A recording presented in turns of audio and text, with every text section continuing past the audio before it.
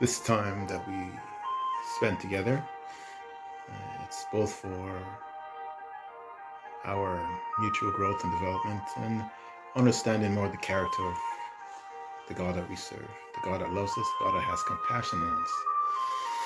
And even though we're still experiencing a time of social isolation, uh, there's some places where this it's being a bit more lax.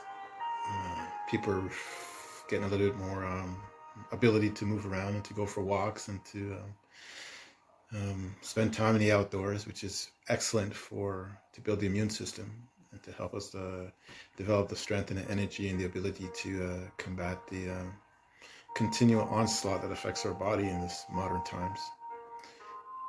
I'd like to share with you for the next few minutes a thought on the book of Zechariah. We're only going to do Zechariah chapter 1 and do a couple of verses. I happen to be reading it over the course of this week, and I decided that it may be appropriate subject matter to share with you at this time. I first started with Isaiah 41:10. Isaiah 41:10 says, "Do not fear, for I am with you.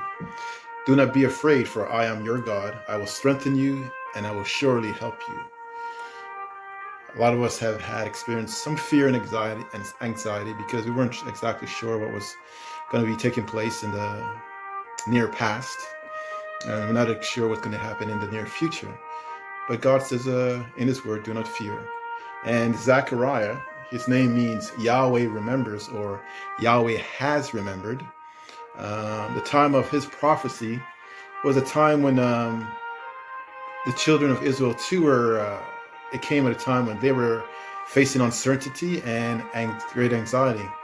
So I'll start reading from Zechariah 1, 3 to 6, Zechariah 1, 3 to 6, and it says, "Therefore said to them, thus declared the Lord of hosts, return to me, said the Lord of hosts, and I will return unto you, says the Lord of hosts. Do not be like your fathers, to whom the former prophets cried out, thus saith the Lord of hosts, return from your evil ways and from your evil deeds. But they did not hear or pay attention to me, declared the Lord. Your fathers, where are they? And the prophets, do they live forever? But my words and statutes which I command by my servants." And God is indicating that his words and his statutes will always live forever. A few thoughts came to me in the reading of Zechariah 1, 3 through 6. One of them is my words and my statutes. My words in reference to God's teaching, and his statutes in reference to his authority, or an authoritative enactment, which is defined primarily as, it's like a legislative act, which is in reference to a bill, which gives validity to a law, or gives validity to the law. God's law is love. It's the essence of his character. Psalms 89:14 says, "Righteousness and justice are the foundation of your throne. Unfailing love and truth walk before you as an attendant." Psalms 85:10 says, "Love and devotion and truth have joined together. Righteousness and peace have kissed." Also, in the reading, we came across where God is petitioning his children. Turn from your evil ways and from your evil deeds.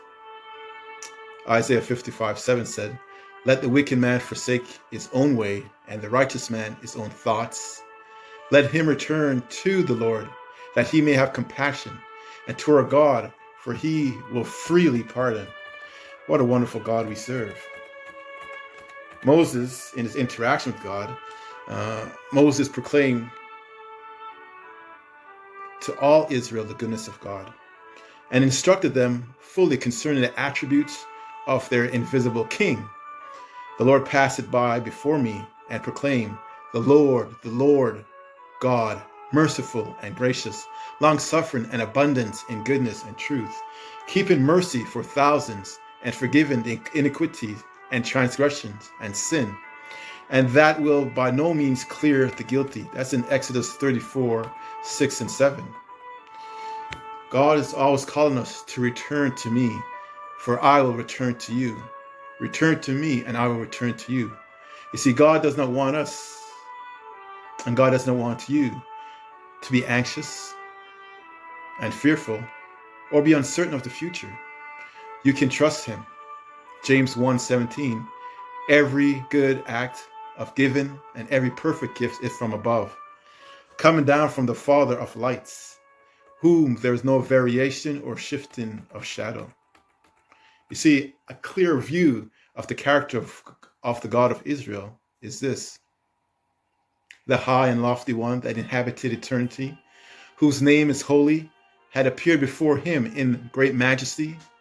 Yet the prophet was made to understand the compassionate nature of the Lord. This is Isaiah in his experience with God.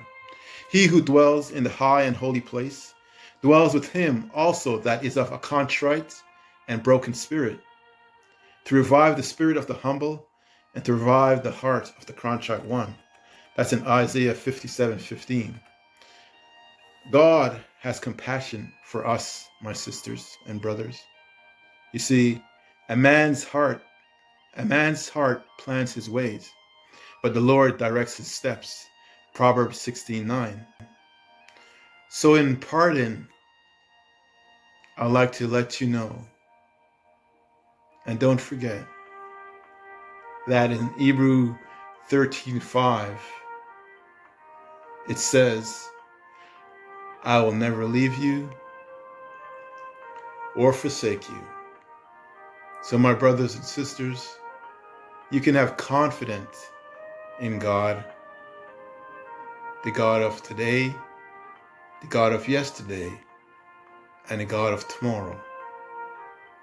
You can trust him.